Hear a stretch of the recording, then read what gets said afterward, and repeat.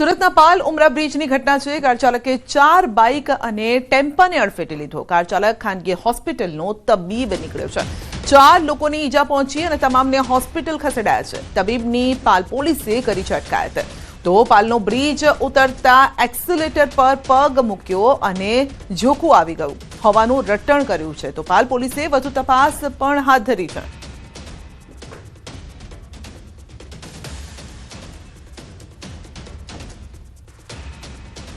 જૂનાગઢ શહેરના માંગનાથ રોડ પર વેપારીને હાર્ટ એટેક આવ્યો। ટ્રાફિકના ગીચ હતી, તે ટ્રાફિક હતો, ટ્રાફિક જામ હતો, લોકો ત્યાંથી પસાર થતા હતા અને તેવામાં મેડિકલ ઇમરજન્સી સમયે પડી મુશ્કેલી। 108 એમ્બ્યુલન્સ પહોંચી શકે તેમ ન હોય, વેપારીને રેકડીમાં લઈ જવામાં આવ્યો। તો વેપારીને રેકડીમાં નજીકના પંચહાટડી ચોક સુધી લઈ જવાયા। પંચહાટડી ચોકથી 108માં વેપારીને સિવિલ હોસ્પિટલ ખસેડવામાં આવ્યો। સારવાર દરમિયાન વેપારીનું મોત થયું છે। રાજેશભાઈ કાનાણી નામના વેપારીનું હાર્ટ એટેકથી મોત થયું છે। પરિવારમાં શોક છવાયો છે। માંગનાથ રોડ પર ટ્રાફિક સમસ્યાથી અગાઉ પણ મેડિકલ ઇમરજન્સી સમયે મુશ્કેલી પડી હતી।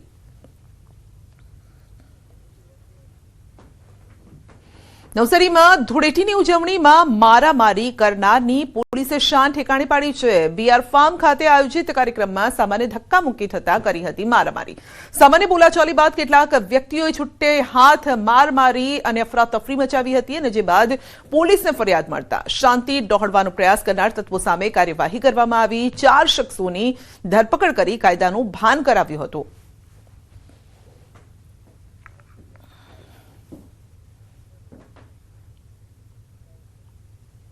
રાજકોટ શહેરના સરદારનગર વિસ્તારમાં ગત રાત્રિએ મકાનમાં ભીષણ આગ લાગી। મકાનના ફળિયામાં અચાનક આગ લાગતા વિસ્તારમાં અફરાતફરીનો માહોલ સર્જાયો હતો। ફાયર બ્રિગેડ વિભાગ દ્વારા આગ પર કાબુ મેળવાયો અને આગની સમગ્ર ઘટનાનો વિડીયો સોશિયલ મીડિયામાં વાયરલ થયો હતો।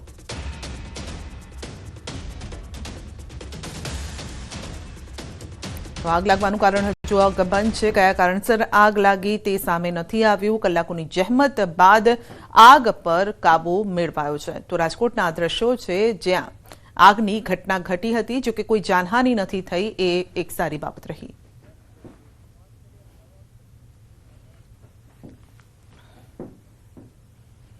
અને હવે વાત કરીશું નવા પ્રતિનિધિઓના જંગની।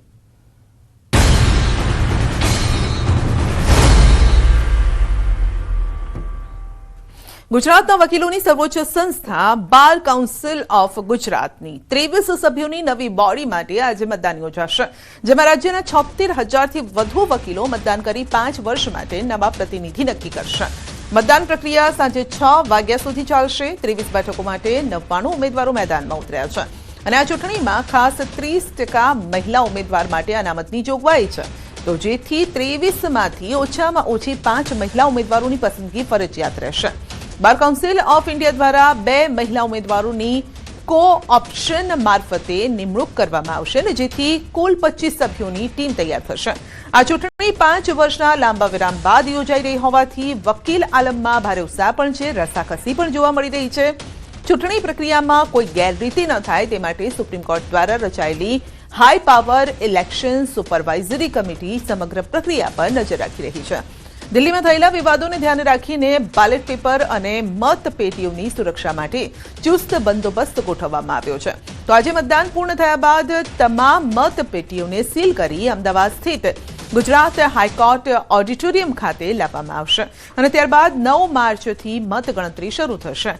14 માર્ચ 2026 સુધીમાં પરિણામ જાહેર થવાની શક્યતા છે। આ વખતે સૌપ્રથમવાર રેકોર્ડિંગ સીસીટીવી કેમેરાની નજર હેઠળ રાજ્યભરમાં મતદાનનું આયોજન કરાયું છે। ચૂંટણીમાં ભાજપ, કોંગ્રેસ અને આમ આદમી પાર્ટી સાથે જોડાયેલા વકીલોનો પણ સમાવેશ છે। ચૂંટણી વ્યવસ્થાની વાત કરીએ તો રાજ્યભરમાં 150થી વધુ મતદાન મથકો પર 450થી વધુ પોલિંગ ઓફિસરોની નિમણૂક કરવામાં આવી છે।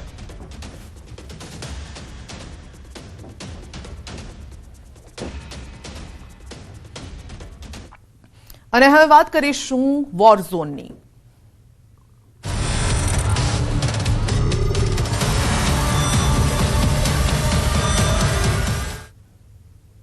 ઈરાન અને લેબનાન દ્વારા ઇઝરાયલ પર સતત હુમલાના દ્રશ્યો સામે આવ્યા।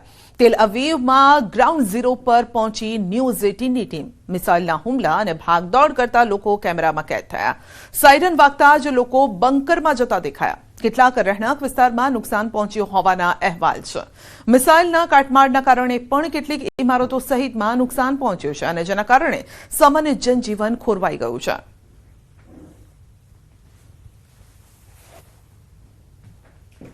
न्यूज 18 इंडिया की टीम है इस वक्त युद्ध क्षेत्र में रियल ग्राउंड जीरो पर. मैं इस वक्त टेल अवीव में हूं और आप देख सकते हैं ईरान के मिसाइल अटैक से क्या तबाही हुई है, किस तरीके से यहाँ पे मकान तबाह हुए हैं.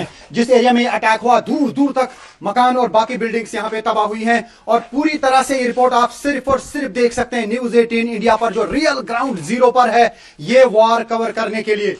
ये तबाही हुई है ईरान के मिसाइल अटैक की वजह से. ये देखिए क्या हाल हुआ है इन घरों का जहां पर ये मिसाइल गिरे हैं और जहां जहां मिसाइल गिरता है कई किलोमीटर तक ये हाल हो जाता है इसी तरीके का घरों का, क्योंकि ये बैलिस्टिक मिसाइल बहुत पावरफुल होते हैं और ये पावरफुल मिसाइल यहाँ पे सब कुछ तहस नहस करते हैं. ये देखिए वॉशिंग मशीन का क्या हाल है, जो भी यहाँ पे चीजें हैं वो चकनाचूर हुई हैं. तबाही इतनी जिसे अल्फाज में बयां करना मुश्किल है.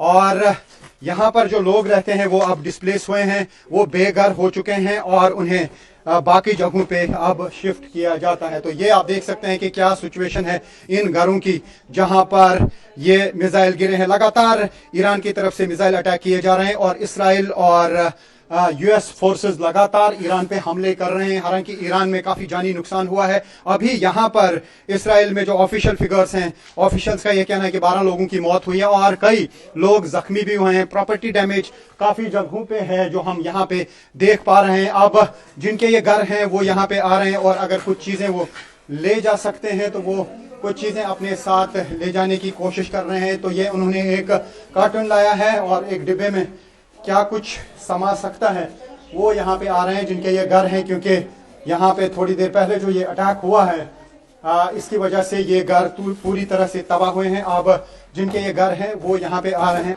तो ये आप देख सकते हैं कि जिन लोगों के ये घर हैं वो कोशिश कर रहे हैं कुछ चीज़ें निकालने की.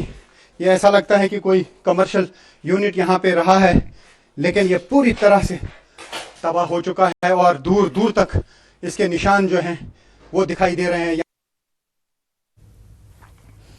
ઈરાન દ્વારા ઇઝરાયલના શહેરો તેલ અવીવ, હાઇફા અને જેરુસલેમ પર નિશાન તાકવામાં આવી રહ્યા છે. લોકો પોતાની ગાડીઓ રોડ પર પાર્ક કરીને બંકરમાં જતા દેખાઈ રહ્યા છે. ચારે તરફ સાયરન અને બોમ્બ ધડાકાના અવાજ સંભળાઈ રહ્યા છે. સતત હુમલાના કારણે રસ્તાઓ સુમસામ બન્યા છે. અનેક મિસાઇલોને હવામાં જ તોડી પાડવામાં આવી રહી છે. મિસાઇલનો કાટમાળ પડતા રહેણાંક ઇમારતો સહિતમાં નુકસાન પહોંચ્યું છે. લોકો ભયના ઉથાર હેઠળ જીવી રહ્યા છે. સામાન્ય જનજીવન સંપૂર્ણપણે ખોરવાઈ ચૂક્યું છે.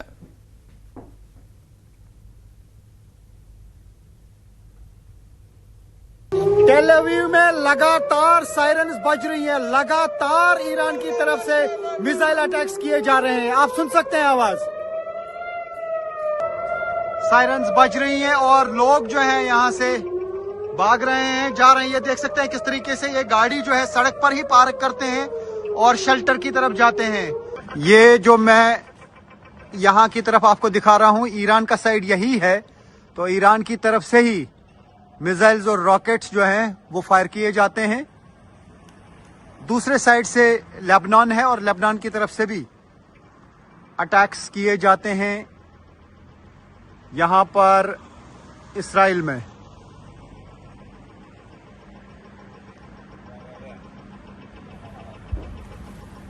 धमाके हो रहे हैं लेकिन काफी दूर से सुनाई दे रहे हैं, तो उसका मतलब है कि इस स्पॉट से काफी दूर है वो स्पॉट जहां पे ये मिसाइल्स का निशाना है.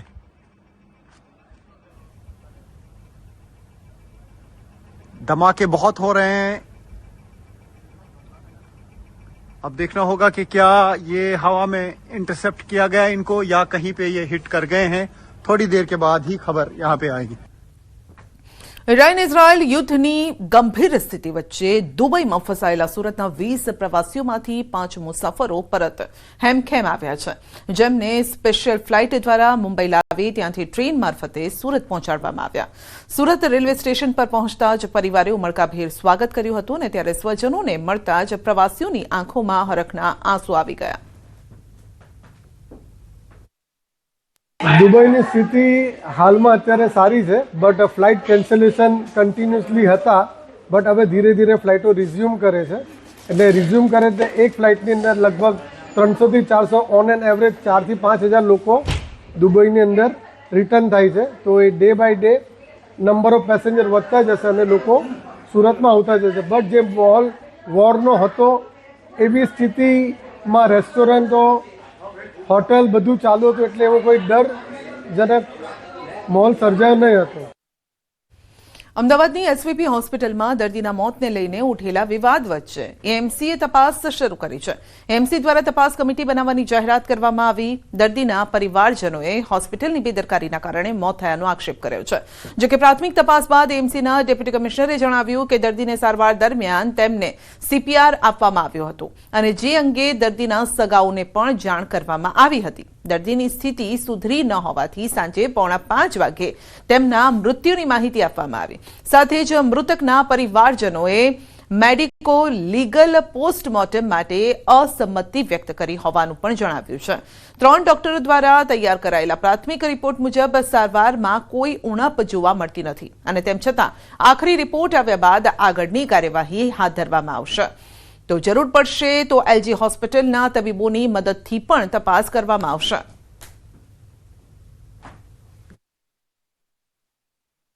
આવેલો અને પરંતુ દર્દીની સ્થિતિ સુધરેલ નહીં અને કમનસીબે દર્દીને 4:46 વાગે એમને મૃત્યુ થવામાં આવેલું હતું. અને ત્યારબાદ જે કમિટીનો રિપોર્ટ છે એ મુજબ સગાએ મેડિકો લીગલ પોસ્ટમોર્ટમ માટે અસંમતિ આપવામાં આવેલી હતી. આ બાબતે ડિટેલ ઇન્ક્વાયરી